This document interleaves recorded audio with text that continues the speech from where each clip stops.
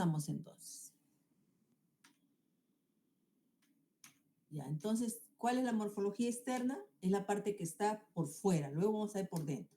La morfología externa ya está constituida por 3 elementos, vuelvo a repetir, bulbo raquídeo en la parte inferior, en la parte media la protuberancia anular o puente de Baroglio y hacia la parte superior los pedúnculos cerebrales. Los pedúnculos cerebrales, ¿sí? Continuamos entonces. Vamos a estudiar cada una de estas partes separadas, por supuesto, y luego vamos a ver la parte posterior que está en una zona importante que es el cuarto ventrículo. Entonces vemos nosotros acá al bulbo raquídeo.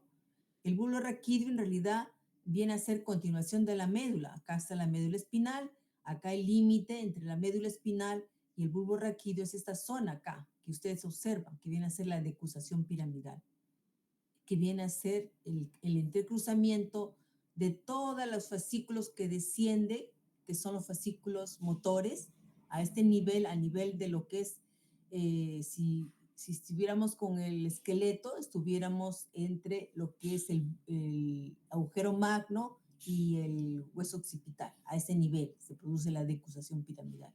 Entonces, a partir de aquí para arriba es bulbo, de aquí para abajo es médula.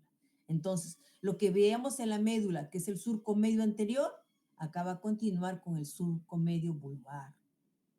Los que son los cordones anteriores, que estaban entre las raíces que salen, que son las raíces diferentes, que son los cordones anteriores, acá se van a llamar las pirámides vulvares, porque estamos hablando de bulbo. Los que son los cordones laterales, acá van a continuar, ya se expande, se hace más amplio, como ustedes ven, y toma el nombre de oliva vulvar. O sea, van cambiando de nombre y van teniendo otras funciones también. Entonces tenemos un surco medio vulvar, entonces acá hay una oliva vulvar y delante de la oliva hay un surco que se llama surco preolivar, detrás de la oliva hay otro surco que se llama surco retroolivar. Y en esos surcos importantes, ¿por qué? Porque va a estar la emergencia de los pares craneales. Son la emergencia, pero no son los reales, sino son emergencias solamente de ellos, no están ahí. O sea, su origen real está por dentro, ¿sí? ¿Está claro entonces? Vamos a continuar entonces. Ya estamos explicando el bulbo raquídeo. Entonces empezamos con el bulbo raquídeo.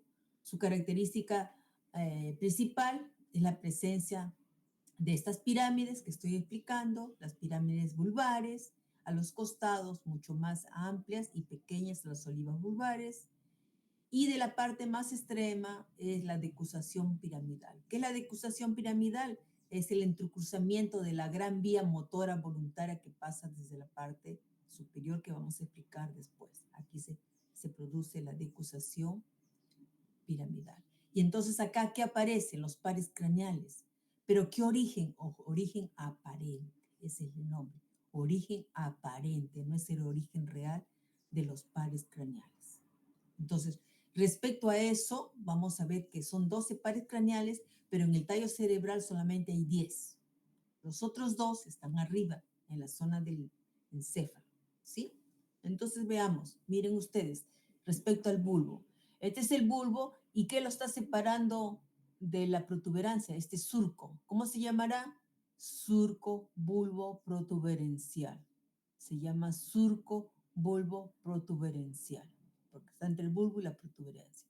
Entonces, este surco medio avanza, que es el surco medio vulvar, y termina en un agujero que se llama el agujero ciego acá. Y este surco bulbo protuberencial, vamos a ver encima de la pirámide vulvar, en la zona media, está el origen aparente del sexto par craneal. Origen aparente del sexto par craneal o motor ocular. Sexto o motor ocular externo, ¿sí? Luego, encima de la oliva hay una fosita que se llama la fosita supraolivar. Ahí la emergencia o el origen aparente de 2 pares craneales. El séptimo par, el facial, con su intermediario de Reisberg, y el octavo par o auditivo. Entonces tenemos ya 3 pares craneales. El sexto, el séptimo facial con su intermediario y el octavo o auditivo. por supuesto, en ambos lados, ¿sí? Luego tenemos respecto a los surcos que decía que está por delante de la oliva y detrás de la oliva. Detrás de la oliva, que se llama el surco retroolivar, está el origen aparente del 9º par, del 10º par y del 11º par. Vuelvo a repetir, 9º par, 10º par y 11º par o espinal. Y en el surco preolivar está el origen aparente del 12º par, el nervio hipogloso mayor. Entonces, si nosotros contamos acá 3, 4, 5, 6, 7 pares craneales están en el origen en el bulbo respecto a la protuberancia, ¿sí? ¿Está claro? 7 pares de los 12.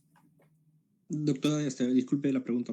En la Dime. parte, en la parte superior derecha, ¿cuáles eran los padres craneales? Acá, Sí, ese se llama el surco, la fosita supraolivar.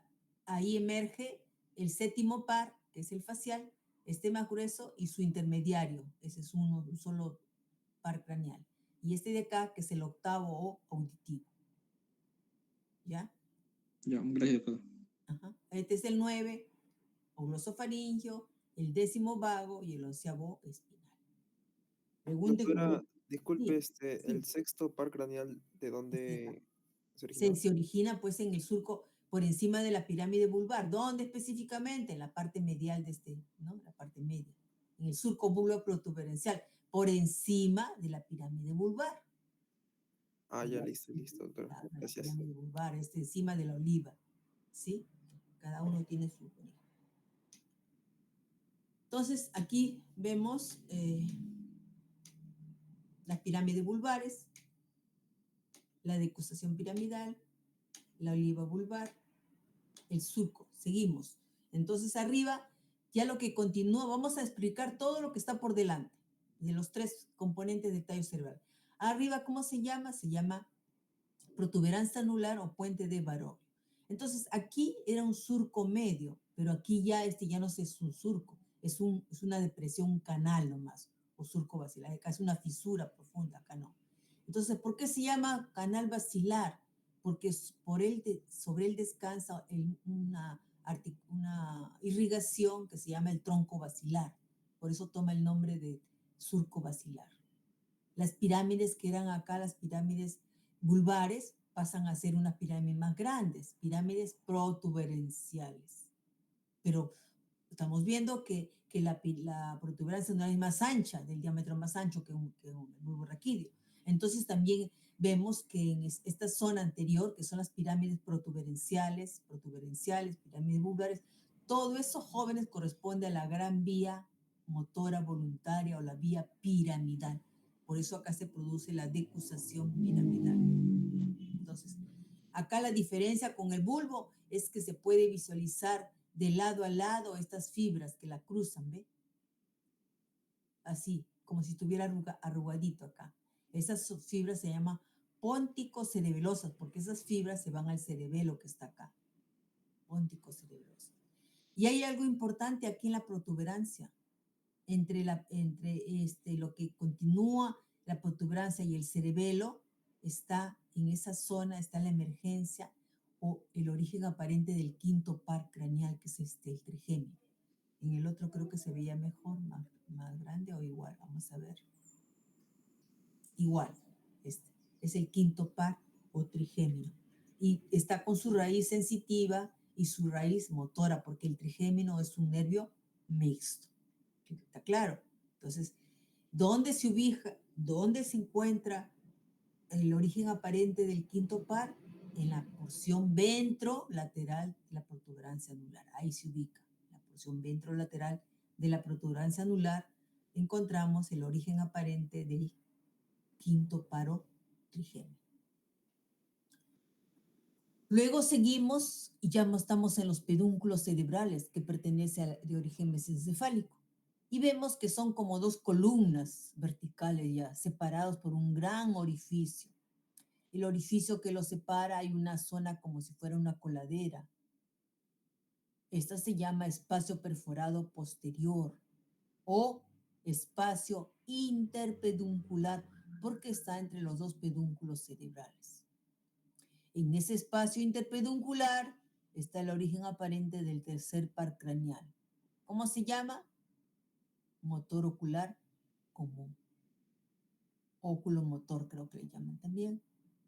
Entonces observen, ya tenemos el origen aparente del tercero, del quinto, del sexto, del séptimo, octavo, 9, 10, 11 y 12. Y nos falta uno más que aparece aquí, cuyo origen aparente no es aquí, sino es atrás. Este es el cuarto par, o patético, o troclear, cuarto par, que está justo en la fisura que separa la protuberancia de los pedúnculos cerebrales, en el surco que separa ambos, pedúnculo mesencefálico, este surco, pedúnculo mesencefálico, ahí está. Está adosado, no que sale por ahí, sino que camina por ese lado, aparece por delante, pero ese es el único que nace atrás, en la parte posterior. Entonces, todo lo que estamos viendo acá es la parte anterior del tallo cerebral. ¿Está claro, jóvenes? Entonces, acá ya, si nosotros contamos, acá hay ya 10, ¿sí? 10 pares craneales. 3, 4, 5, 6, 7, 8, 9 y 10, los que les dije. Hay 10 pares craneales de los agujeros que hemos estudiado cuando hicimos cabeza, que están, su origen aparente está en el tallo cerebral. Por eso es tan importante el estudio de este tronco cerebral. ¿Sí? ¿Está claro, no, jóvenes? Ahí están los pedúnculos cerebrales. Y ahora estudiamos lo que he explicado, la protuberancia o puente de Barolio. Ahí está, llamado también puente de Barolio, situado entre el bulbo y el mesencéfalo. Hacia abajo, el surco se llama surco bulbo protuberencial, que lo separa, y hacia arriba el surco se llama ponto mesencefálico. Es el surco ponto mesencefálico, y acá el surco bulbo protuberencial. Aquí encontramos el canal basilar, encontramos la emergencia del origen aparente del quinto par craneal, ¿sí? En la cara anterior de esto encontramos el canal basilar que acabo de explicar, y en la parte lateral, por encima de él, la emergencia del quinto par, con su raíz sensitiva, generalmente más gruesa, y la raíz delgadita es raíz motora, ¿sí? Justo está separando lo que continúa ya después de eso, se llama cerebelo, y vamos a explicarlo. Hasta acá está claro. Entonces ya sabemos dónde es el origen aparente del trigémino. Es un nervio que nosotros, que los odontólogos, tenemos que saber, ¿sí? Dónde se ubica, dónde está saliendo. Entonces aquí, resumiendo esta parte que acabo de explicar, tenemos la decusación piramidal, tenemos el surco bulbo protuberencial, tenemos también el surco medio anterior, tenemos las pirámides vulvares, la oliva vulvar, el surco preolivar, donde está el origen del 12º par craneal, el agujero ciego, el surco ponto mesencefálico, el surco basilar, los rodetes, también se llaman rodetes, en algunos textos están como rodetes o pirámides protuberenciales. Eso ya pertenece, esto la cinta óptica pertenece a la zona superior donde está el tálamo óptico. Los pedúnculos cerebrales, la fosa interpeduncular o espacio perforado posterior, donde emerge el tercer par craneal. Y ahora vemos, esta es una parte lateral de este mesencéfalo, también llamado cerebro medio. Vemos aquí en la parte lateral de esta mesencéfalo, que viene a ser esa parte de acá, esta parte le llaman pie del pedúnculo, y por ahí baja pues la gran vía piramidal, ¿sí? En la parte anterior, en la parte posterior donde está, le llaman calota, y ahí está una estructura que se llama lámina cuadrigémina, que vamos a ver ahora. Lo importante saber es que hacia abajo está el bulbo, en la parte medial está la protuberancia y en la parte superior están los pedúnculos cerebrales, que son de origen mesencefálico y que tienen dos partes. Este tiene dos partes. Una parte anterior, que son los pedúnculos cerebrales, y una parte posterior, que es la lámina cuadrigémina. Entonces, ahí vemos a un aumento de tamaño. Vemos acá los pedúnculos cerebrales, están acá, escotadura interpeduncular y la salida del tercer par craneal o motor ocular común. Entonces, ahí vemos la emergencia de este tercer par y lo que sale es el cuarto, pero este se origina ¿dónde? Atrás. Entonces, la parte posterior de estas pedúnculos cerebrales se llama lámina cuadrigémina, así. ¿Por qué? Porque presenta 4 eminencias o tubérculos cuadrigéminos, también llamado colículos, 2 superiores y 2 inferiores. Colículos superiores o tubérculos cuadrigéminos superiores y colículos inferiores o tubérculos cuadrigéminos inferiores. Esto es la parte dorsal o posterior de los pedúnculos cerebrales. Entonces, debajo de los colículos inferiores hay una zona que se llama frenillo de esta zona que se llama velo medular. A los costados del frenillo están emergiendo el cuarto par, origen aparente. Entonces aparece aquí, da la vuelta y aparece en la zona anterior, es el cuarto par. Por eso es el único par que se origina en la parte dorsal. ¿Está claro? Ahora, estos colículos o tubérculos cuadrigéminos están relacionados con la función de la, sobre todo, la visión, con los reflejos visuales. Y a través de ellos se van a comunicar con el tálamo óptico que está acá. Y estos de acá inferiores están relacionados con los reflejos de la audición a través de brazos conjuntivales. Por ejemplo, acá en lo superior está el brazo conjuntival superior, en el inferior el brazo conjuntival inferior.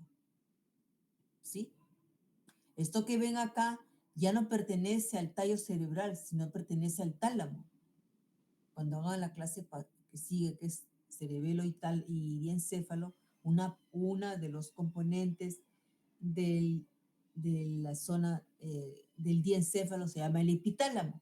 Entonces, esto que ven acá es la glándula epífisis o pineal. La glándula epífisis no es parte del tallo cerebral, pero ya está pues en relación con eso, ¿sí? Entonces, esa es la parte posterior de ¿quién? De los pedúnculos cerebrales. Ahora vamos a ver la parte posterior de ¿quién? De la protuberancia anular de esta y la parte posterior del bulbo raquídeo. Y hemos visto la parte posterior de aquí.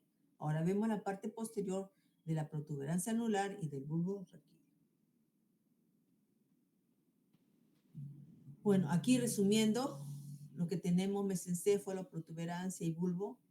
Tenemos el tercer paro motor ocular común, el cuarto paro patético, el quinto trigémino, el sexto motor ocular externo, el séptimo facial, con su intermediario de Reisberg, el octavo auditivo acústico, el noveno el glosofaringio, el décimo el neumogástrico vago, el onceavo el espinal y el doceavo el hipogloso mayor. Esos son los pares craneales que encontramos en el tallo cerebral, que son 10, de los cuales 9 se originan adelante, aparente, y 1 atrás, en la parte posterior. ¿Está claro hasta acá, jóvenes? ¿Están ahí? Sí, doctora. ¿Sí? ¿No hay alguna duda? Nada, ¿no? Está correcto. Ya. Doctora, disculpe, ¿podría volver a señalar los colículos superiores y inferiores? Ya. Ahorita, entonces vamos a pasar. Ahí está. Estos son los 2 superiores y estos son los 2 inferiores. Tiene su otro nombre, se llaman tubérculos cuadrigéminos, por eso se llama, todo esto se llama lámina cuadrigémina. Superiores e inferiores, ¿ya? Lo mismo, sinónimo. Estos son los que están relacionados con la función de la visión, los actos visuales. Y estos están relacionados con la audición.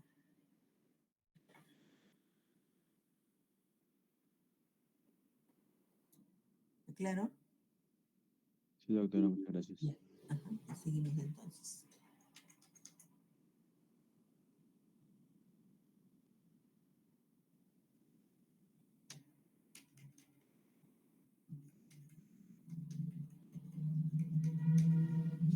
Esa es la parte posterior.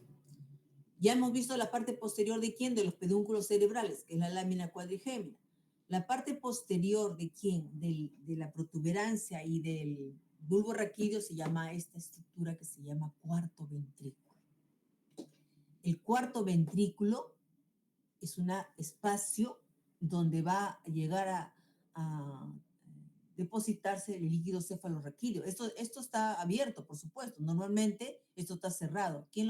El techo, ¿quién lo está formando? El cerebelo que ha sido cortado, que ha desplazado para acá.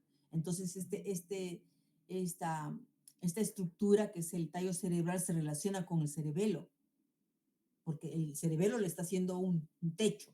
¿Y a través de qué? De pedúnculos cerebelosos. Por ejemplo, el cerebelo se relaciona con los pedúnculos cerebrales o con el mesencéfalo a través de este pedúnculo. Este se llama pedúnculo cerebeloso superior. El cerebelo se relaciona con la protuberancia a través del pedúnculo cerebeloso medio. El cerebelo se relaciona con el bulbo raquídeo a través del pedúnculo cerebeloso inferior. Entonces acá están todos los pedúnculos cerebelosos, el superior, el medio y el inferior, a través del cual el tallo cerebral se relaciona con el cerebelo. ¿Está claro, jóvenes? Hay relaciones de ellos con lo que sigue, pues. Entonces, ahora vamos a ver qué cosa hay, pues, en este cuarto ventrículo. Como ustedes ven, tiene forma de un rombo, ¿no es cierto? Tiene forma de un rombo. Quiere decir que la mitad de ella, si yo hago un trazo, yo lo puedo dividir la mitad de ella acá, un trazo acá. Yo digo la mitad de ella pertenece a la protuberancia y la mitad de ella pertenece al bulbo. Entonces, ¿qué vamos a encontrar en ellas? En ellas vamos a encontrar los orígenes reales. La vez pasada, o en las láminas anteriores, hemos dicho orígenes aparentes. Acá estamos diciendo los orígenes reales. Entonces vemos, en la mitad inferior, aquí en la parte posterior, cuando estamos hablando de médula, también hay un surco medio posterior, ¿recuerdan? Porque a partir de acá sería bulbo. Por acá hay médula. Este surco medio posterior, acá sigue surco medio posterior o surco medio posterior, en la zona de, ¿cómo se llama? De la cuarto ventrículo. Algunos textos le llaman este surco tallo del calamus. Es otro nombre también que van a encontrar, tallo del calamus. Entonces, ¿qué sucede? Se dice que aquí, ¿qué sucedió? ¿Por cómo se abrió? Se dice que el lóbex, ¿se acuerda que había a nivel de la parte inferior de la médula? Se rompió y estalló y se abrió. Se abrió una gran cavidad, una gran cisterna que es el cuarto ventrículo. Y entonces vamos a ver nosotros acá la presencia de elementos que tienen que ver con los orígenes reales. ¿De quién? Los orígenes reales de los pares craneales. En la parte medial, si ustedes observan, acá hay una estructura triangular, acá hay otra y acá hay otra. Entonces, empezamos en ambos lados, son pares, pues. Entonces encontramos en la parte medial. En la parte medial, esta zona que está triangular se llama la ala blanca interna. Y ahí es el origen real, en la parte interna de eso, es el origen real del 12º par craneal. En la ala blanca interna está el origen del 12º par craneal acá. Luego lo que está acá señalando es el ala blanca externa. En el ala blanca externa está el origen real del 8º par o auditivo. Acá generalmente se va a encontrar sus dos núcleos del 8º par, el núcleo coclear y el núcleo vestibular. Vuelvo a repetir, en el ala blanca interna el origen real del 12º par, el hipogloso mayor. En el ala blanca externa el origen del 8º par auditivo con sus dos núcleos, el núcleo vestibular y el núcleo coclear. Y luego abajo tenemos un ala que le llaman el ala gris. En el ala gris está el origen real del 10º y del 9º par. Del 10º y el 9º par. Entonces tenemos 1, 2, 3, de 4 pares craneales está aquí el origen real. Se hace un corte, ahí está sus núcleos, ahí está el origen de estos pares craneales que acabo de mencionar, ¿sí? Entonces, ¿esto dónde encontramos? En la parte posterior del bulbo raquídeo, ¿sí? Si nosotros continuamos aquí del bulbo, esto sería el cordón posterior.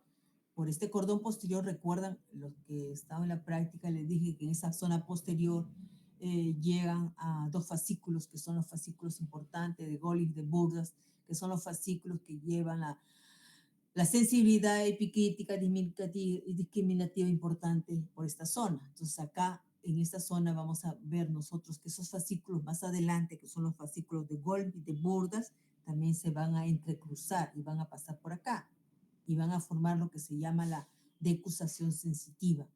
Mientras que en lo que hemos visto en la zona anterior aquí la gran vía piramidal se produce una decusación motora. Esta es motora. La que se va a producir atrás es la decusación sensitiva. ¿Es producto de quién? Del entrecruzamiento de los fascículos de Golgi y de Burdas que van por acá y se entrecruzan en este lado y producen la decusación sensitiva. Luego seguimos y hacemos encima de esto estas estrías que son estrías acústicas, le llaman, o estrías medulares también, porque está en relación con el octavo par.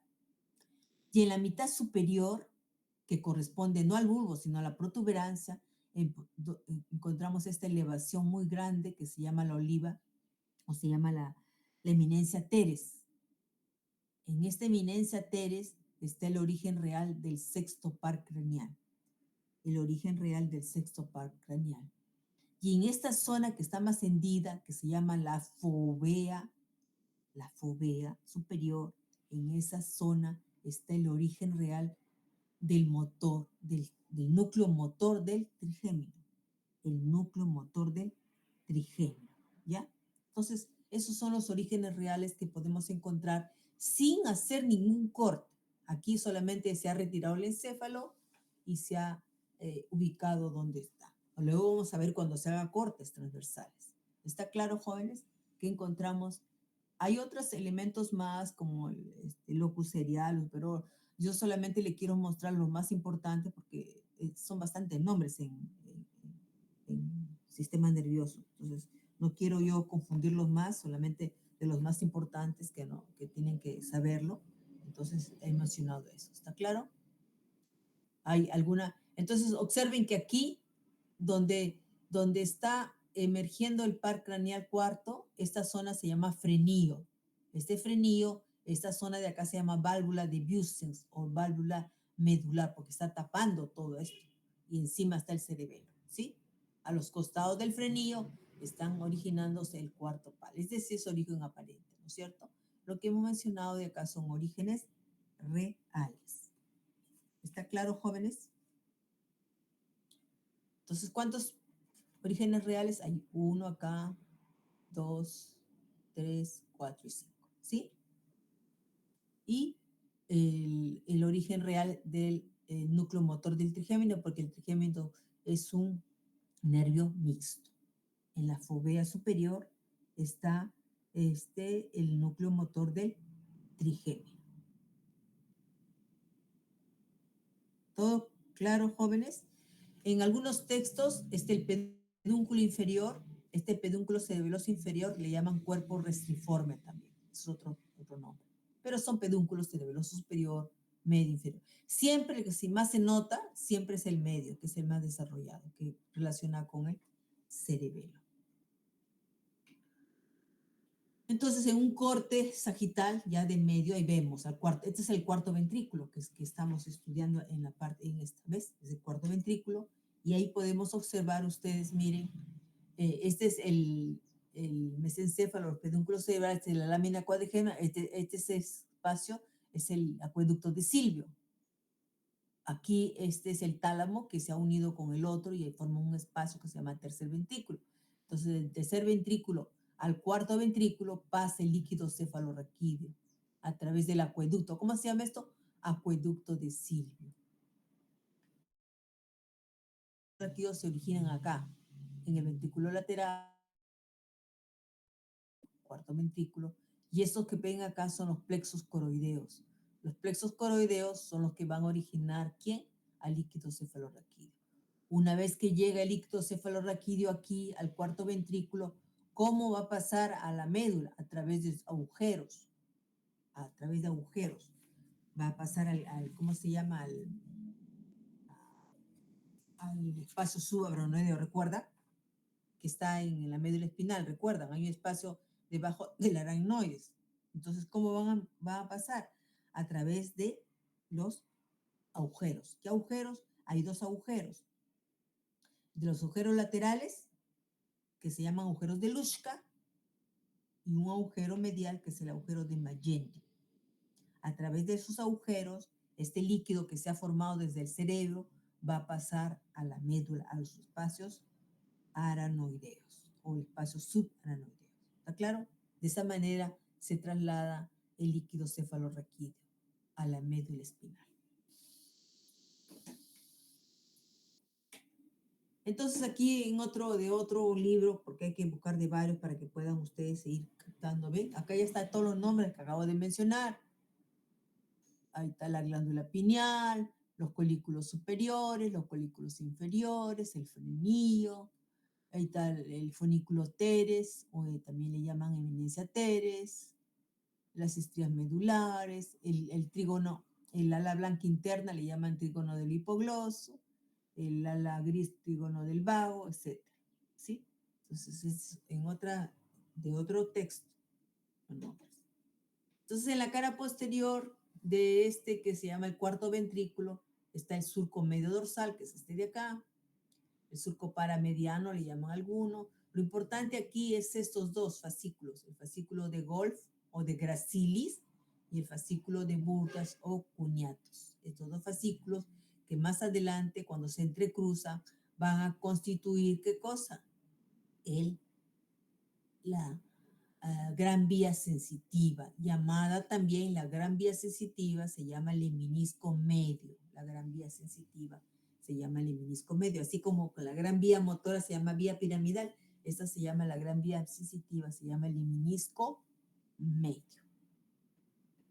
¿Hay alguna pregunta hasta acá, jóvenes?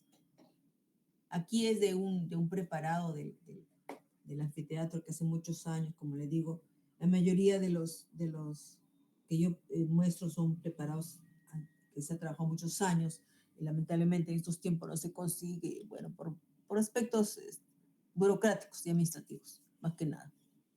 Y entonces este es un tallito, ¿ves? Tal cual se debe ver así. Ahí está, esta es la lámina cuadrigémina, cómo se ven los tubérculos cuadrigéminos o colículos superiores. Aquí se ve el velo medular. Acá vemos los pedúnculos cerebelosos, el superior, el medio y el inferior. Vemos el trígono del hipogloso, el ala gris se ve así oscurita, por eso se ve así, parece teñida, parece que fuera de color violeta, así se ve cuando uno recién lo saca. El óbex rojo, y acá los fascículos, aquí el fascículo de Golf y de Burdas que van a llegar a núcleos que están cerca del óbex, están los tubérculos. Tubérculo de Golf y tubérculo de Burdas. Abajo son sus fascículos. Los fascículos son los axones. Recuerden, hemos dicho cuando hemos hecho práctica que la sustancia gris está en los cuerpos y en la parte blanca o sustancia blanca son los fascículos, son los axones que van a ir transportando los estímulos. Entonces, si nosotros hacemos un corte lateral, vemos mesencéfalo, bulbo raquídeo y vemos también lo que corresponde a la protuberancia. Los tres elementos que forman el tallo cerebral: mesencéfalo, protuberancia y bulbo raquídeo. Y vemos atrás de ellos lo que acabo de explicar, el cuarto ventrículo, que se relaciona con el tercero, del tercero con el cuarto, a través del acueducto de Silvio. El cuarto se va a relacionar con los espacios subaranoideos a través de tres agujeros. Dos agujeros laterales que están a los costados, que son los agujeros de Luschka, y un agujero medial que es el agujero de Magendie. Más o menos, ¿dónde estarían? O sea, ¿dónde estarían esos? Más o menos estarían los de Luschka estarían por este lado y los de Magendie por esta zona, porque son dos pares y un impar, el de Magendie. A través de esos agujeros van a pasar el líquido cefalorraquídeo, ¿a dónde? Al espacio subaranoideo de la médula espinal. Entonces, al inicio les dije que este tallo cerebral se relaciona pues con el cerebelo. Y acá tenemos, por ejemplo, este pedúnculo cerebroso medio es el que está relacionando con el cerebelo. Y ahí justamente es el punto de quiebre donde se ubica siempre el origen aparente del quinto par craneal, ¿sí? Entonces, este es el pedúnculo cerebroso superior, el medio y el inferior no se ve acá, también el inferior se llama cuerpo restriforme. Entonces tenemos tres pedúnculos.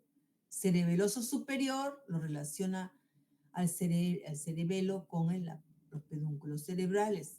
El medio lo relaciona al cerebelo con la protuberancia anular. Y el inferior lo relaciona al cerebelo con el bulbo raquídeo. ¿Está claro hasta acá, jóvenes? ¿Alguna pregunta? ¿Están ahí? Jóvenes, Sí, doctora, todo bien. ¿todo bien?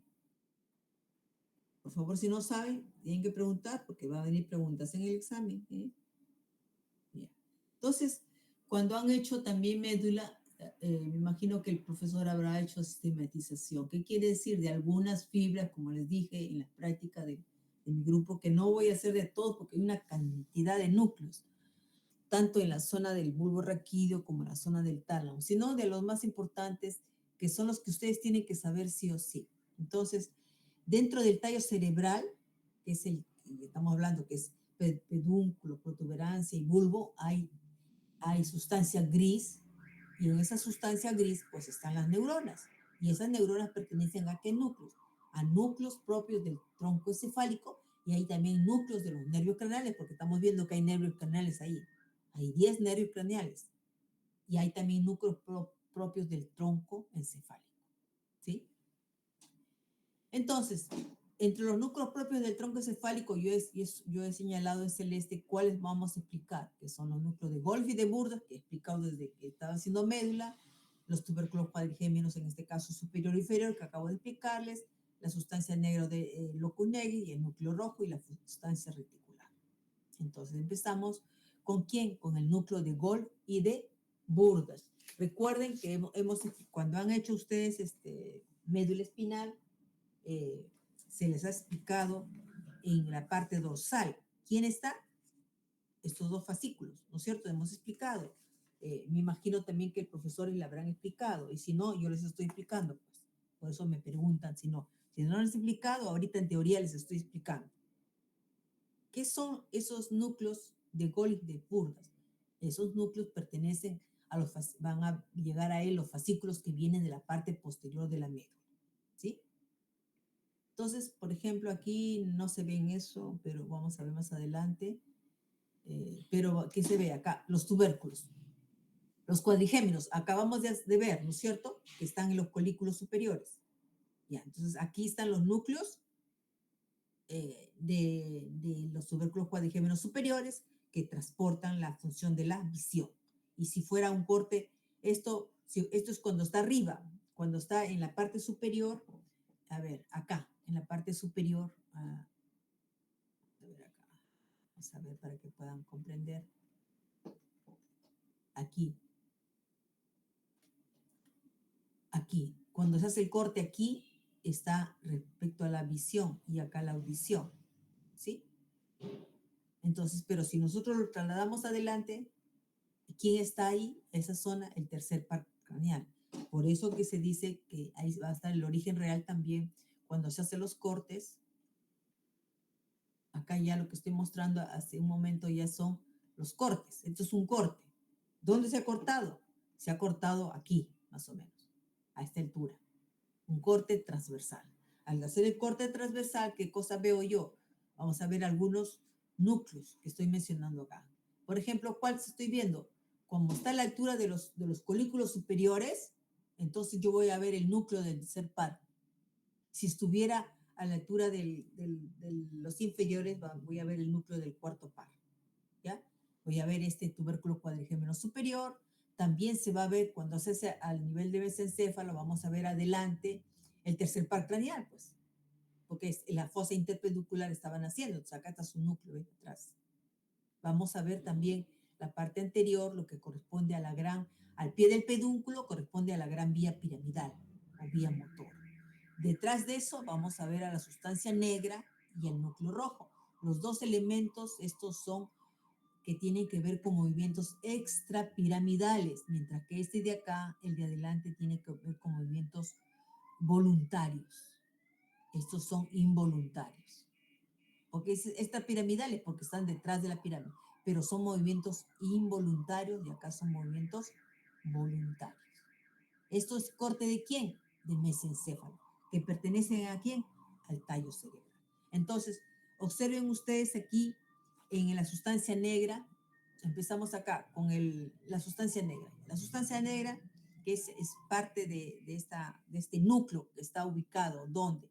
En la zona del mesencéfalo, tiene relación con las vías extrapiramidales. Es un núcleo motor, esta zona, sustancia negra. Y básicamente esta sustancia negra tiene contacto, jóvenes, a través de ella en el cerebro.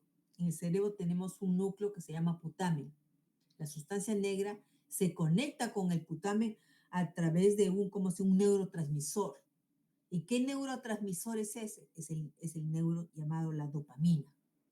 O sea, hacen una conexión, esta sustancia negra se conecta con el cerebro hacia arriba, una zona también que es en forma triangular que se llama putamen, y a través de un neurotransmisor. Ese neurotransmisor es la dopamina. Entonces se dice que cuando este neurotransmisor es menos, lo normal tiene un caudal normal. Cuando baja, entonces o cuando disminuye, se produce la enfermedad de Parkinson. Entonces, fíjense, la sustancia negra que está allá en el mesencéfalo tiene relación con esa enfermedad de Parkinson, porque ella se relaciona con una zona que está en el cerebro que se llama putamen, y a través de ambos hacen una conexión con la dopamina, y cuando esta dopamina baja, se produce la enfermedad de Parkinson, la enfermedad que ustedes han conocido y la saben también, y que tiene que ver con el sistema extrapiramidal. ¿Por qué se llama extrapiramidal? Porque el paciente o la persona sabe que se les mueve los miembros inferiores o lo que sea en forma involuntaria. Ellos quisieran dominar y quisieran no moverlo, pero no le responde, porque es extrapiramidal, es involuntario. No dependen de ellos, ¿está claro? No dependen de ellos. Igual el núcleo rojo, porque el núcleo rojo sale así cuando uno recién hace el corte en un tallo cerebral recién fresquito, aparece así medio rojito. ¿Por qué? Porque está cubierto por un pigmento que contiene hierro, ¿no? Pero también tiene que ver con las, ¿cómo se llama? Con las funciones piramidales. Su lesión va a producir un temblor contralateral, o sea, del otro lado. Si se lesiona un núcleo del lado rojo, del lado derecho, la lesión se producirá en el otro lado, en el lado izquierdo, contralateral. Pero tiene que ver también con los movimientos extrapiramidales. Entonces, resumiendo, el núcleo rojo y la sustancia negra, movimientos extrapiramidales. Y esto de pie de pedúnculo, que es la vía piramidal, movimientos voluntarios piramidales. ¿Sí? Pero en este corte que se ha hecho a nivel de mesencéfalo, también se ve, si está al nivel de los tubérculos cuadrigémenos superiores, vemos el núcleo motor, o sea, el núcleo del tercer par. Este es su origen real. O sea, el origen real está entonces cerca al acueducto de Silvio, que es este de acá. ¿Sí? Del tercer par craneal. No sé si me están comprendiendo, pero eso. Ahora, aparte de ver estos que son los tubérculos cuadrigémenos, la sustancia negra y el núcleo de Golgi y de Burdas que vamos a ver, el núcleo de Golgi y de Burdas están ubicados acá, estos de acá, a este nivel, miren.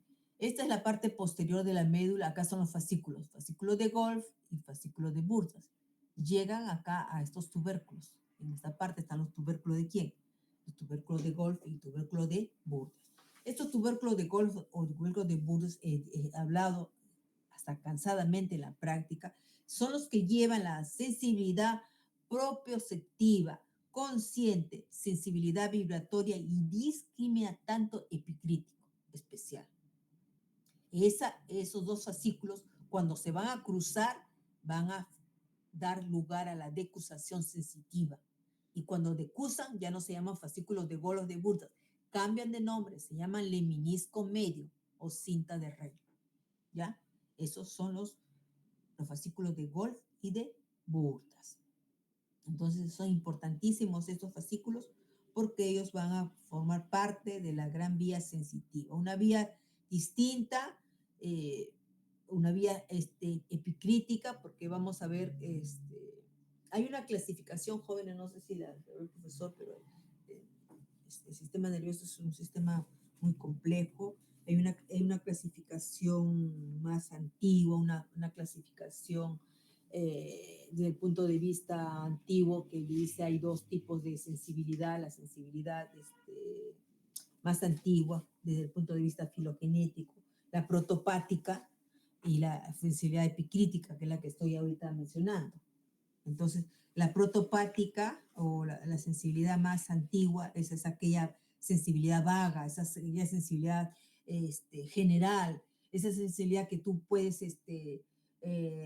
a ver, tú sientes dolor, por ejemplo, en determinada parte, por decir, no sé, se me ocurre de la cara, del lado derecho, pero no sabes si es arriba abajo, no sabes si es central, si es lateral, etcétera, etcétera. Es una sensibilidad protopática general. En cambio, la sensibilidad epicrítica, discriminativa, esa sensibilidad que dice, sí, me duele, pero me duele aquí, en la parte superior y a nivel de la primera premolar, más o menos, refiriéndonos, por ejemplo, a lo que es nuestra carrera. Pero también se puede sensibilidad a nivel del cuerpo, ¿no? Porque dice, me duele la espalda, dice, pero, Candela, ¿pero qué parte de la espalda? Ay, me duele al lado derecho, la parte más superior, o sea, esa sensibilidad en la cual es más específica, más epicrítica, esa es la sensibilidad que va a transportar estos dos fascículos, de Golf y de Burdas. ¿Está claro, jóvenes? ¿Me han comprendido? A ver, ¿hay alguien que no me haya comprendido, por favor, con los dos ejemplos que he dado? ¿Está claro? ¿Están ahí? Sí, Ya, doctora. entonces, desde el punto de vista filogenético, aparte la clasificación, me imagino que habrá, hay clasificación también de la sensibilidad, que es aquella que me relaciona con el medio externo, la estereocepción, y aquella que relaciona con mi medio interno. Eso es funcional, por ejemplo. Estereoexterno, por ejemplo, me relaciona con el medio externo. Por ejemplo, ahorita ustedes están utilizando eso, están escuchando, pues, están viendo. Me relaciona con el medio externo a través de la vista, del oído. Eso se llama estereocepción. Me relaciona con... Y hay otra, la sensibilidad interoceptiva, que son de dos tipos, ¿no es cierto? La interoceptiva, que son la viseroceptiva y la propiocepción. La viserocepción es aquella que se da en mi mundo interno, en mi cuerpo, que es involuntaria. Yo no la puedo... no está a mi voluntad, mejor dicho, o solo que suena en nuestros organismos, como le decía yo, le suena el estómago porque tienen hambre y usted me puede decir, cállate la boca, pero no te hace caso, pues. Igual te viene un absceso de tos, tú puedes decir, no puedo, te viene, es involuntario, eso está acomodado en nuestro mundo interior en forma visceral.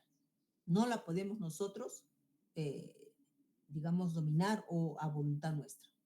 Y ese es el mundo interior, el que cuando hay un equilibrio, una hemostasis, estamos en salud. Porque ahí trabaja dos sistemas, el simpático y el parasimpático. Cuando hay un equilibrio entre el simpático y el parasimpático, viene la salud. En cambio, la propiocepción puede ser a voluntad y involuntaria también. Aquella que me mantiene, que me dice, estoy ubicada en el tiempo, en el espacio, camino derecho, estoy camino chueco, qué sé yo. O sea, me ubico, ¿en dónde estoy? Estoy en Lima, estoy en la ciudad, etcétera. Te ubica en el lugar que está. ¿Está claro? Entonces, esa es la clasificación. Pero la clasificación en la cual yo estoy diciendo que hay es de vaga y más específica, es una clasificación más antigua filogenética, en la cual son dos: la sensibilidad protopática o paleosensibilidad también le llaman, o la sensibilidad epicrítica, discriminativa o neosensibilidad. Es la sensibilidad de más reciente desarrollo filogenético, aquella sensibilidad en la cual me permite a mí de determinar con mucha precisión el origen y la intensidad de los estímulos. Esa es la epicrítica y eso es lo que está transportando estos fascículos de acá. Vuelvo a repetir. ¿Está claro? En cambio, la vaga, la general, esa es la protocolo. Ahora sí creo que ya van a entender lo que va a continuar la explicación. Entonces, ahora, a lo largo de estas estructuras que son los núcleos, a lo largo de todo el tallo, esto me ha hecho un corte a nivel superior, a donde estaban los pedúnculos. También un corte a nivel del mesencéfalo y en el bulbo. Entonces, observan ustedes que acá hay núcleos, acá hay fascículos, pero hay zonas donde no están ocupadas por núcleos. No hay fascículos. Esas zonas donde no está ocupado por núcleos, fascículos, etcétera, está ocupado por una estructura que se llama sustancia reticular. Es como les explico cuando están en clase. Supongamos están ustedes en filas sentados. En la zona donde no hay carpeta, porque no hay nada ocupado, que ustedes serían una neurona, en esa zona está la sustancia reticular. Entonces, la sustancia reticular está a lo largo de la médula espinal y a lo largo también del bulbo raquídeo. En las zonas donde no están los núcleos. O sea, quiere decir, ¿están en contacto con los núcleos? Sí, están en contacto con los núcleos, pero no ocupan su espacio, sino están como rodeándolos a ellos. ¿Está claro? Esa es la sustancia reticular. Entonces, es una sustancia también que se formó desde la época muy antigua de las personas, en los seres inferiores a nosotros, y esa sustancia reticular es importante porque pasan entre las vías, porque por acá están pasando las vías que ascienden, las vías aferentes, y están bajando las vías también eferentes. Entre ellas está la sustancia reticular, entre ellas. Se llama reticular porque parece como fuera un enmarañado que están pasando de ellas. Ellas, ¿qué hacen? Coordinan los reflejos que están pasando, la sensibilidad que está subiendo y la respuesta que está bajando, está entre ellas. ¿Sí? Esa es la sustancia reticular. Pero también esta sustancia reticular que está, como vuelvo a repetir, a lo largo del tallo cerebral y de la médula espinal, no solamente en el tallo cerebral, sino a lo largo de la médula, tenemos sustancia reticular a lo largo. O sea que dentro de nuestro sistema nervioso central tenemos núcleos que pertenecen a la médula, núcleos que pertenecen al tronco, núcleos que pertenecen a la médula espinal, pero todos esos núcleos que pertenecen a la sustancia gris y los fascículos que son los fascículos que están en la sustancia blanca, aparte de eso hay pequeños espacios que no están vacíos, pues, están ocupados por la sustancia reticular. Entonces, esa sustancia reticular que viene a ser todo esto de acá, que está diferenciado de color amarillo, ¿ve? Está yendo desde la zona del tallo, se va hasta ¿dónde? Hasta la médula espinal, ¿sí? Esa sustancia reticular, uno de sus funciones, tiene varias funciones, pero la función es importante, por ejemplo, la función de la vigilia y el sueño. Regula el mecanismo del sueño. Por ejemplo, no sé si ahora están atentos, están durmiendo, no lo sé, pero sí se puede decir que esa actividad es dada por la activación de la sustancia reticular. O sea que cuando se activa la sustancia reticular, está activada, entonces la persona está alerta, está en vigilia. En cambio, cuando está, disminuye, está con sueño, están durmiendo. Algunos de repente están durmiendo, no lo sé. Entonces, ¿quién regula en cierta forma el circo circadiano? Es la sustancia reticular. Cuando está activada esta sustancia reticular, estamos alertas, en vigilia, estamos atentos, ¿qué sucede? Y cuando disminuye su actividad, estamos en vigilia, no viene el sueño, que normalmente debe venir cuando uno duerme, pues en la noche, ¿no es cierto? Es lo normal. Después regula el tono muscular también, regula los reflejos, toser, estornudar, vomitar, todas esas cosas va a regular, porque estos últimos son con, por ejemplo, funciones que lo hacían, por ejemplo, los animales inferiores, ¿no? Estornudan y vomitan, qué sé yo, nosotros también lo hacemos, pero eso está regulado por eso, o sea que en realidad mantiene un tono de la actividad basal de esas zonas, ¿no? ¿Está claro? Entonces se dice inclusive muchas de las enfermedades que se dan en el ser humano, como por ejemplo, sufro de úlcera, lumbago, dolor en el cuello, etcétera, o o qué sé yo, una taquicardia. Dice que están relacionados también con la sustancia reticular, porque en esas personas hay una aceleración, una activación de esa sustancia reticular, y eso le va a producir lo que se conoce comúnmente ahora como el estrés. O sea, te va a activar toda esta cosa y te va a producir el estrés, ¿sí? El cuadro conocido como estrés. ¿Está claro hasta ahora la sustancia reticular, jóvenes? ¿Están despiertos? ¿Están en vigilia? ¿O están en somnolencia? En vigilia. Vigilia, doctora. O sea, que su sustancia reticular está activada. ¿Está bien? Para eso nos sirve eso, para comprender muchas cosas, jóvenes. Es muy bonito la anatomía, la neuroanatomía. Seguimos entonces. Ahora, todo lo que hemos hablado, jóvenes, jovencitos, es respecto a los núcleos de quién, que están dentro del tallo cerebral. Y los núcleos, hemos dicho, en la médula están en la sustancia gris, no están en la sustancia blanca. Son algunos núcleos, no todos. Todo, porque hay más. Entonces ahora vamos a ver los núcleos de quién, de los pares craneales, porque hemos dicho que hay 10 pares craneales que están ¿dónde? Que están ubicados en el tallo cerebral. Por ejemplo, en el mesencéfalo estará el núcleo del tercer par craneal y del patético. Por supuesto, hemos visto el núcleo, el origen real. En la protuberancia del trigémino, nuestro nervio del odontólogo, el motor ocular externo y el facial. En el bulbo raquídeo estará el origen del noveno, del décimo, del onceavo y del doceavo par craneal. Entonces, estos núcleos, por ejemplo, si hago un corte a nivel de tercio superior, que hemos visto hace un rato, ¿qué cosa encuentro? Encuentro pues el núcleo rojo que hemos dicho y encuentro también la sustancia negra. ¿Eso dónde? Vuelvo a repetir, en el mesencéfalo.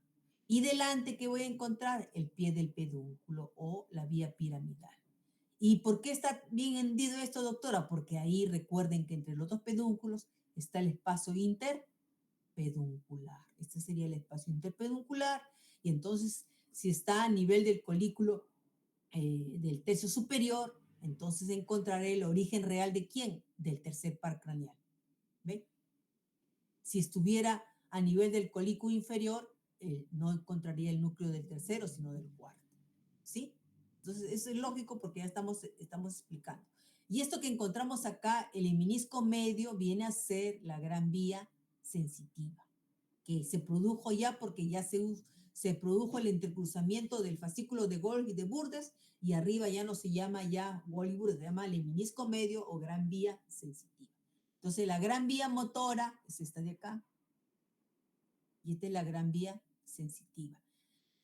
El núcleo rojo y la sustancia negra tienen funciones extrapiramidales. Y como yo he hecho un corte a nivel del tercio superior, acá está el acueducto del vestíbulo, pues, acá está el acueducto del vestíbulo. Ese es a nivel del mesencéfalo. Vuelvo a repetir, ¿a nivel de dónde? Aquí. Estamos explicando aquí. Se va a hacer un corte a nivel del mesencéfalo, luego haré un corte a nivel de la protuberancia y por último haré un corte a nivel del bulbo raquídeo. ¿Para ver qué? Para ver los núcleos de los pares craneales, porque eso es lo que nos interesa ahorita. Este es a nivel del mesencéfalo, está más pintado.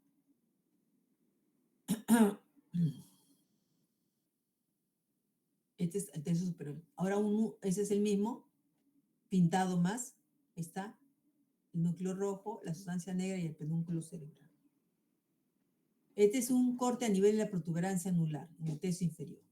Entonces, ¿qué vemos?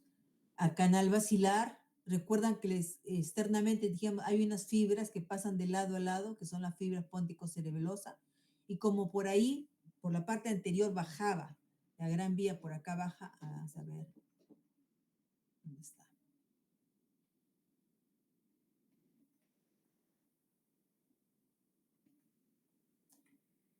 Por acá baja la gran vía motora voluntaria, por acá. Entonces, cuando esas fibras pontocerebelosas pasan, porque vienen, ¿desde dónde? Del pedúnculo cerebeloso, pues, inferior, que se relaciona con, pasan, lo cortan. Estas fibras que están enteritas largas, ¿qué sucede? Las cortan. Y al cortarse, cuando uno hace un corte de protuberancia anular, se va a ver, como estaba mencionando aquí ahorita, se va a ver así. así, cortadas. Estas son. La gran vía piramidal lo constituyen dos fascículos, jóvenes. El fascículo córtico espinal, el más conocido, y el fascículo córtico vulvar. Y luego había unos núcleos de la misma protuberancia, los núcleos pontinos. ¿Qué vamos a encontrar? Si estamos ahí, hemos dicho que encontramos el sexto par. Entonces en la parte elevada, donde estaba la eminencia teres, encontraremos el origen real del sexto par acá. Y dice lo que está elevado, lo que eleva, no es solamente el sexto par, sino se dicen los anatomistas que lo que eleva no solamente es eso, sino lo que eleva es el séptimo par. ¿Pero qué parte del séptimo par? Dices, la rodilla, dice. La rodilla del séptimo par lo eleva. O sea, acá está la rodilla y acá está el núcleo de ¿quién? Del sexto par, núcleo, el origen real, y acá está el origen del facial, ¿sí? Y aquí también vamos a encontrar, en la protuberancia anular, encontramos ¿quién? El origen de ¿quién? Del quinto par, hemos dicho del quinto par, porque está en la protuberancia a los costados. Entonces acá tenemos el núcleo de la raíz sensitiva, porque el trigémino es un núcleo mixto, tiene zona sensitiva y tiene zonas motoras. Acá tienen la raíz descendente del séptimo par, o sea, su núcleo sensitivo, ¿sí? Eso estamos encontrando cuando hacemos un corte de protuberancia anular en la parte inferior. Seguimos entonces, cuando hacemos en el bulbo, ¿cómo reconozco? Fácil, porque en el bulbo hay una oliva y siempre se ve así, la oliva así como si fuera una especie de, ¿qué le puedo decir? Arremolinado hacia la parte interna. Cuando yo veo eso es oliva, de hecho. Y veo acá adelante siempre las pirámides vulvares. Como hemos dicho que en el tercio inferior está en el origen real, aparente del décimo, del nuevo, del doceavo, entonces en la parte posterior, donde está el ala blanca interna, estará el origen real del doceavo par. Acá más allá estará el origen del noveno y del décimo par. Vamos a encontrar. Y en la parte después de la zona piramidal, la zona sensitiva o la decusación sensitiva, que es el menisco medio. Este es un corte que vamos a ver cuando hagamos práctica. Esos tres elementos que acabo de explicar los van a ver en los cortes que vamos a hacer en las prácticas. Y luego tenemos, lo importante son, aquí jóvenes, son las funciones. ¿Para qué tanto tengo que saber el corte que viene acá, que está acá? ¿Para qué? Tengo que saber porque tengo que dar función. ¿Qué hacen esos núcleos ahí? ¿Qué función tienen? ¿Qué función cumplen? Lo que se llaman las consideraciones funcionales. Entonces, si yo lo agrego, miren, aquí tenemos siempre hemos dicho que por la parte posterior están ascendiendo las fibras sensitivas o aferentes. Por lo tanto, lo que están ascendiendo son aferentes. Aferente somático general, aferente somático especial, aferente visceral general, aferente visceral especial. Y los que bajan son eferentes. Son eferente somático general, eferente visceral general y eferente visceral especial.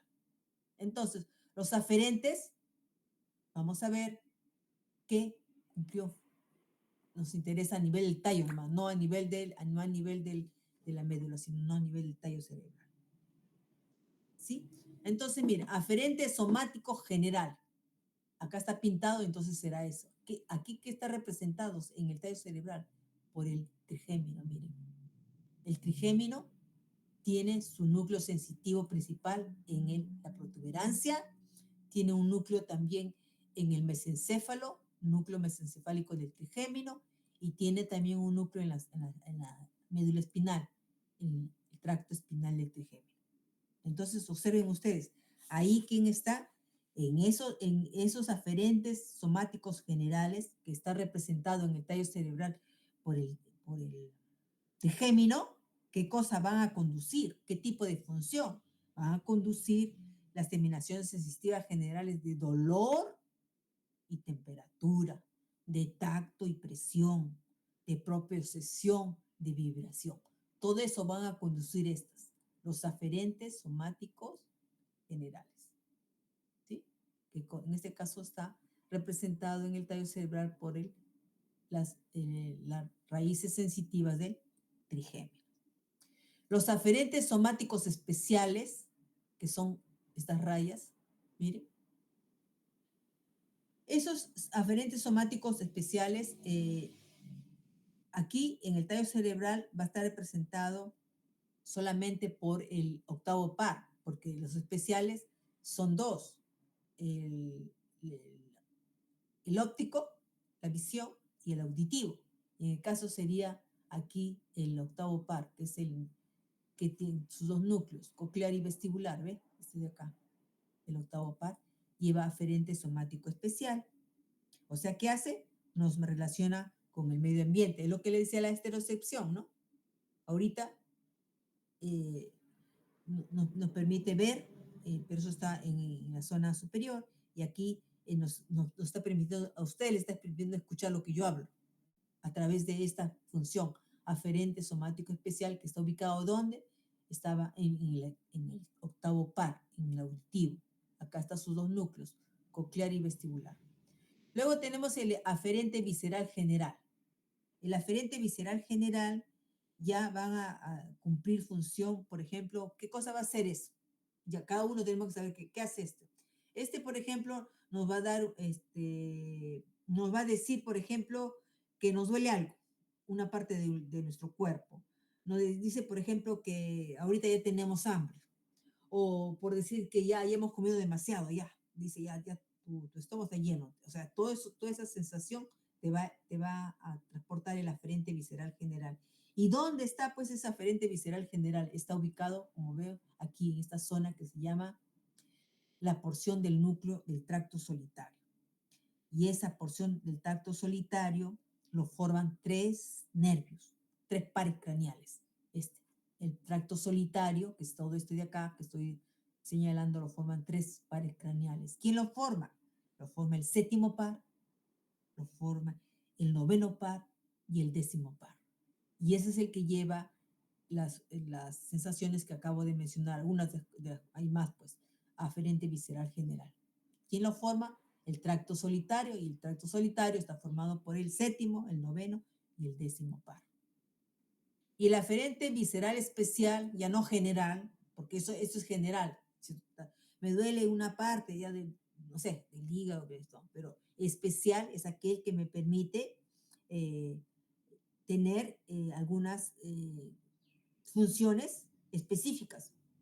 Por ejemplo, como gustar, como oler, es algo especial ya. Y eso está, por ejemplo, como gustar. Por ejemplo, dice que acá el eferente especial está acá, en el núcleo gustativo. La porción gustativa está ubicada en la parte más superior del tracto solitario, acá, la porción gustativa, por la cual sentimos los sabores cuando comemos.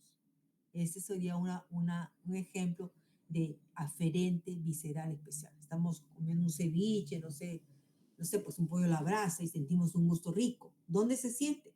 Aquí, en la parte más superior del tracto solitario, donde está el núcleo gustativo. ¿Sí? Esos son los aferentes, la sensibilidad. Ahora, las respuestas, las que traes, eferente somático general. Por ejemplo, acá está la raya, eferente somático general, todos los que son rayados. Entonces yo veo, ya, el eferente somático general son derivados aquellos que van a ser de los motores, ¿cómo se llama? De los pares craneales que tienen fibras motoras, como el tercer par craneal, oculomotor, el cuarto par craneal, troclear, el sexto par craneal también tiene que ver acá, el abductor también, y también otro que es también netamente motor sería acá, el hipogloso. Entonces, acá estamos mencionando ya los que son los pares craneales netamente motores. Motor, tercero, cuarto, el sexto y el doceavo. ¿Qué tipo de funciones? Eferente somático general. Respuestas.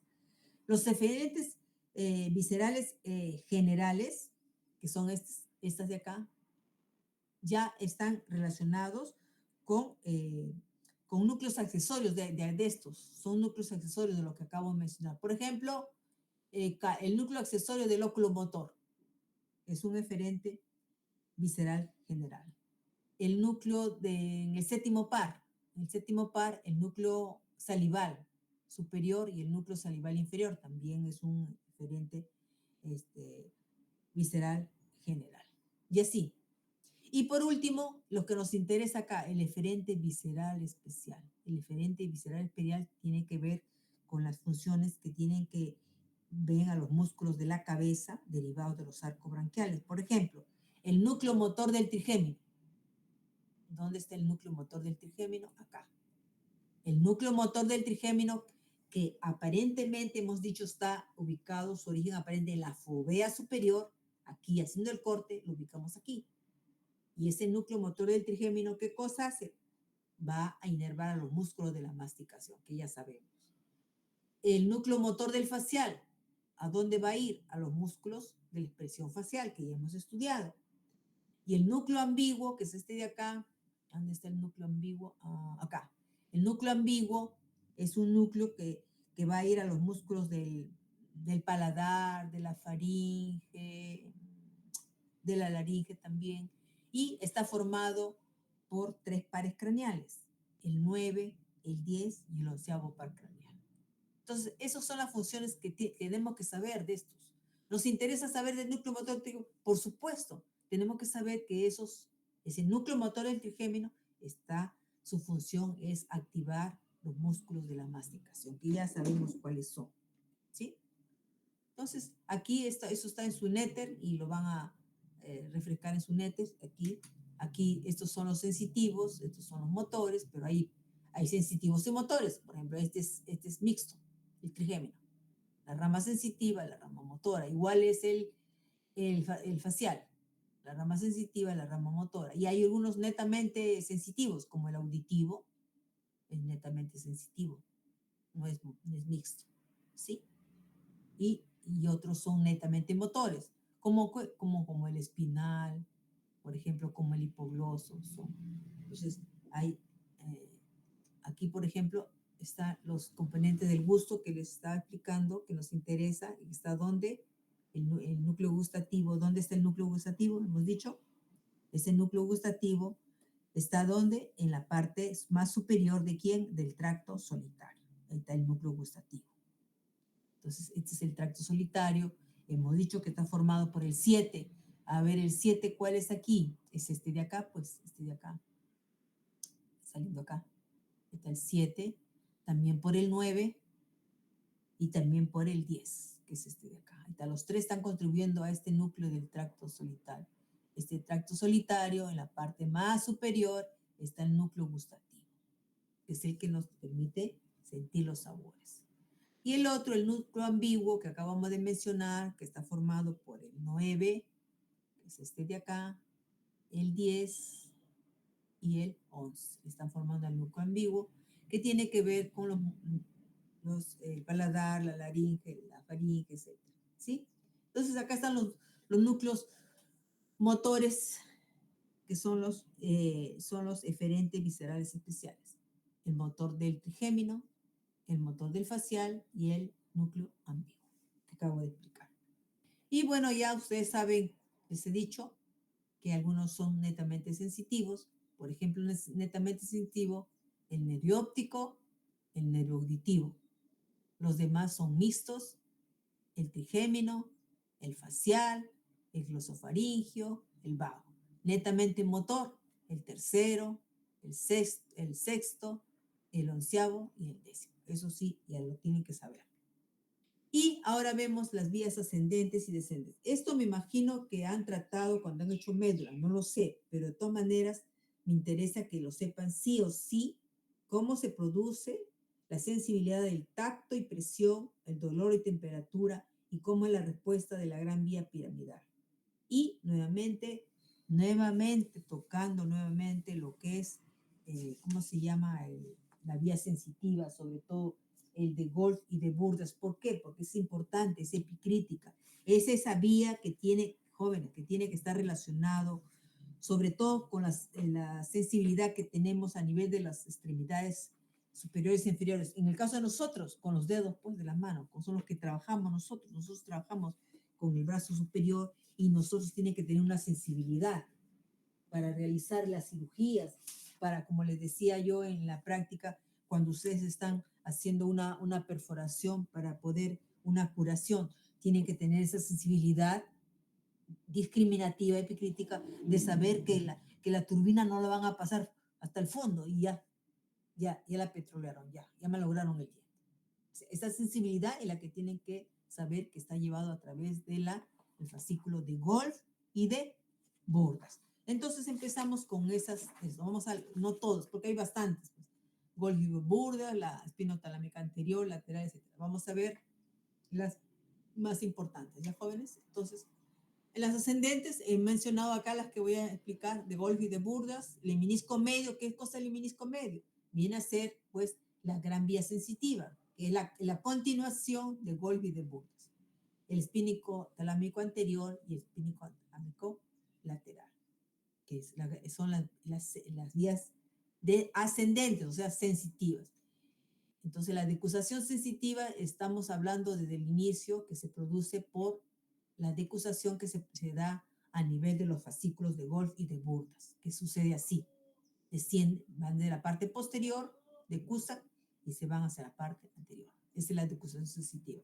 Entonces, ¿qué tipo de sensibilidad lleva el fascículo de Wolf? Propiocepción consciente, ya hemos dicho, también la discriminación, tacto discriminativo también lleva esto. ¿Qué sucede? ¿Cómo se produce esta sensibilidad? Se dice que por el cordón, como estamos viendo acá, vamos a poner a mayor aumento un poquito, acá, ya miren. Acá está la médula espinal, esta lo reconocen ustedes, cordón anterior, cordón lateral, cordón posterior. Entonces, la sensibilidad siempre va a ir ¿por dónde? Por el lado de la parte posterior, ¿no es cierto? ¿Sí o no? Por la parte posterior entran los estímulos sensitivos. Entonces, por la parte posterior entra estos estímulos propioceptivos y llegan por la médula, por supuesto, llegan al bulbo raquídeo. ¿Ve? Transportan esos estímulos. Al llegar a la zona del bulbo raquídeo, ahí hay dos núcleos, el de Wolf y de Burdas, que son los núcleos de cuñatos o gracilia, que es lo mismo. Cuando llegan ahí a esos núcleos, ¿qué hacen? Hacen sinapsis. Ese fascículo que estaban llevando, hacen sinapsis. Y cuando hacen sinapsis, ¿qué sucede? Esta segunda neurona que está en la sustancia gris emite sus axones al lado opuesto del bulbo. ¿Ve? O sea, aquí se ha captado la sensibilidad, ¿no? Por toda la parte posterior de la médula espinal, ascienden, llegan a nivel de entre el bulbo y la médula espinal, y ahí hacen contacto con dos núcleos, el núcleo de Wolf y de Burdas. Al hacer contacto en la sustancia gris con la segunda neurona, esta segunda neurona emite axones. ¿Hacia dónde? Hacia el lado opuesto del bulbo. Al emitir al lado opuesto del bulbo ya aparece aquí y asciende ya como el menisco medio o la gran vía sensitiva que acabamos. Asciende por ¿qué será? El bulbo, porque lo reconozco, por la protuberancia también, y llega ¿a dónde? Al tálamo óptico. Al tálamo óptico llega al núcleo ventroposterolateral, y del núcleo del tálamo óptico va a ir a la corteza. ¿A qué parte de la corteza? La corteza sensitiva, al número 3, 1 y 2 de Brodmann, que es la zona sensitiva. Así, de esa manera, se puede captar esta propiocepción consciente y tacto discriminativo de Wolf y de Burdas, que a la larga son los que forman la gran vía sensitiva conocida como el menisco medio. ¿Está claro, jóvenes? Esa es la forma como se transporta esta sensibilidad. ¿Jóvenes están ahí? Sí, doctora. Sí, doctora. Sí, doctora. ¿Han captado o están ya mareados? Sí, Hablen. doctora. ¿Están captando cómo es? De Wolf y de Burdas. ¿Sí? Sí. Ya. Ese es de la propiocepción consciente. Otro que vamos a agarrar o vamos a tratar es de la tacto y presión, que es importante para nosotros. El tacto y presión, ¿sí? Esa sensibilidad del tacto y presión tiene que ver, pues, con ¿cómo se llama? Con, ¿cómo vamos a sentir? ¿En forma general o en forma específica? Ahora, en este caso de la vía de la sensibilidad, tacto y presión, ¿cómo sucede? ¿Cómo se produce esto? Eso se dice que, miren, aquí se está captando, por ejemplo, el tacto, por ejemplo. A ver, aquí en el de, vamos a ver, vamos a subir un poquito más. Ya. Acá, por ejemplo, en este de folículo piloso, aquí, por ejemplo, el de Pacini, que está reportando, a ver, la presión. Aquí estaría transportando la sensibilidad de la presión. Aquí, por ejemplo, el de Meissner sería el tacto. Acá el tacto y acá la presión, por ejemplo. Ya, están transportando la sensibilidad. Te están presionando, aquí el tacto te están tocando. O sea, ¿qué sucede con eso? Esas fibras van a captar esos estímulos, esos estímulos van a ser captados y van a llegar ¿hasta dónde? Hasta una zona de la médula, en la parte más posterior. Están viendo aquí, miren, vamos a poner a mayor aumento, aquí, miren. En la zona más posterior de la médula, ya cerca, en el límite con el bulbo raquídeo, hay una zona que es el límite entre la sustancia gris y la sustancia blanca, que se llama la zona de Lisa-Weir. O sea, estos estímulos ascienden y llegan hasta la zona de Lisa-Weir ahí. En la zona de Lisa-Weir, cuando llegan ahí, ¿hacen qué? Hacen contacto con la segunda neurona aquí, con una segunda neurona que está en la sustancia gris. Y esta que está en la segunda sustancia gris, emiten ¿qué cosa? Emiten sus axones. ¿A dónde emiten? A la parte anterior, al cordón anterior del lado opuesto. ¿Ve? Al cordón anterior del lado opuesto. Están emitiendo, ¿ves? ¿Ve? Emiten al cordón anterior. Al emitir al cordón anterior del lado opuesto, ya ascienden como fascículo espinotalámico anterior. Ese fascículo espinotalámico anterior que están llevando, el tacto y la presión que acabo de decir, llegan al bulbo, este es el bulbo raquídeo porque hasta la oliva, llegan al mesencéfalo y también llegan al tálamo óptico. Siempre al núcleo ventro-posterolateral y luego van a pasar la sensibilidad a la corteza cerebral sensible, que es el 3, 1 y 2 de Broad. De esta manera se capta el tacto y la presión. ¿Sí? De esa manera. Ahora vemos el otro, el dolor y la temperatura. El dolor y la temperatura, a diferencia del otro, ¿qué sucede en el dolor y la temperatura? Ya se va a captar la sensibilidad del dolor y la temperatura, pero por fibras mucho más delgadas que las otras. Entonces aquí vamos a poner a mayor aumento aquí por ejemplo. Entonces se va a captar la sensibilidad a través de esos corpúsculos. Y también igual, esas fibras más delgadas que están captando el dolor y temperatura de esos fascículos, están captando esos estímulos, llegan a la zona del Lisa-Weir igual. Y cuando llegan a la zona del Lisa-Weir, ¿qué hacen? De ahí cruzan, pero ya no van al cordón anterior, sino a la parte lateral, como están viendo ustedes. No van a de acá, sino van a la parte lateral, a la parte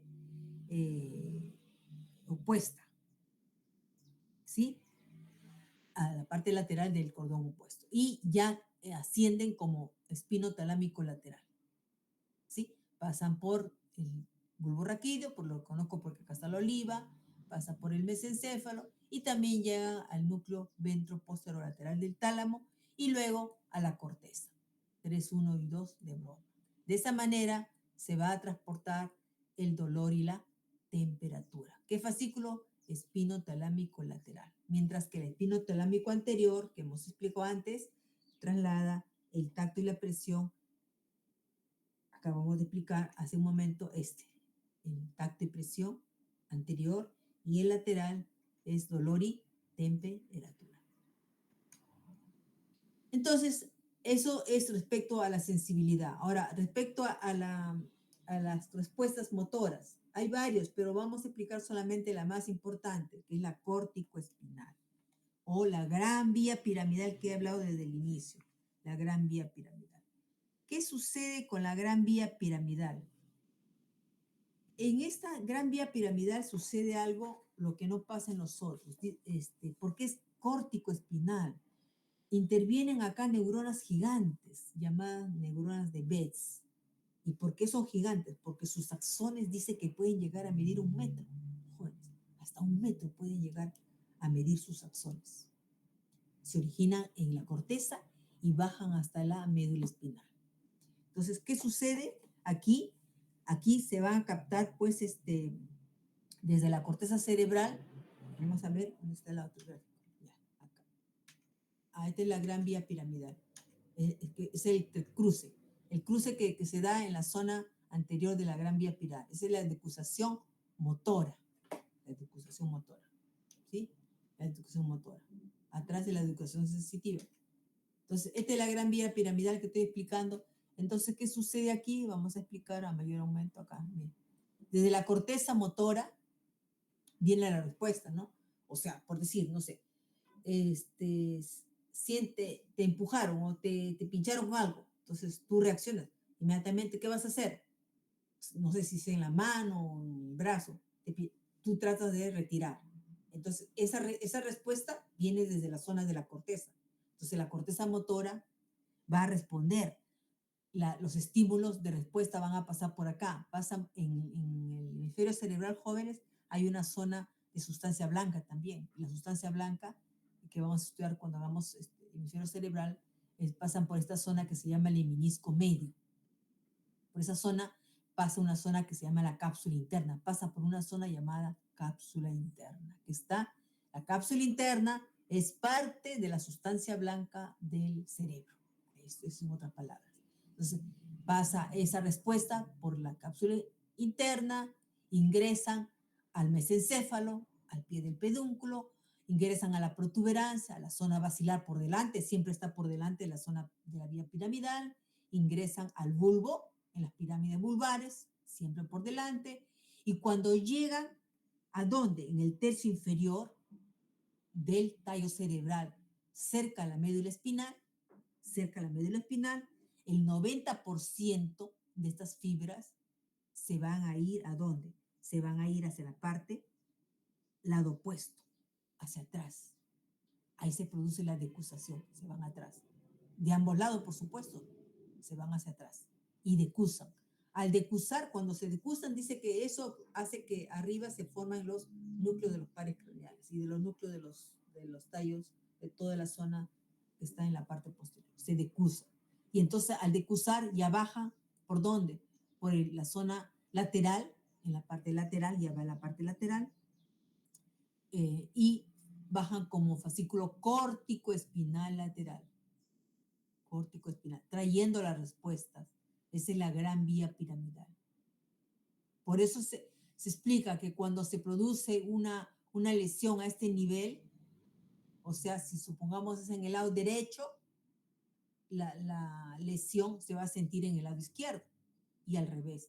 Si es en el lado izquierdo, la lesión se va a sentir en el lado derecho porque ahí está la decusación. Y las fibras, que son el 10% que no decusan, bajan por delante nomás como fascículo córtico espinal anterior. ¿Está claro? Esta es la gran vía piramidal o córtico espinal anterior y lateral.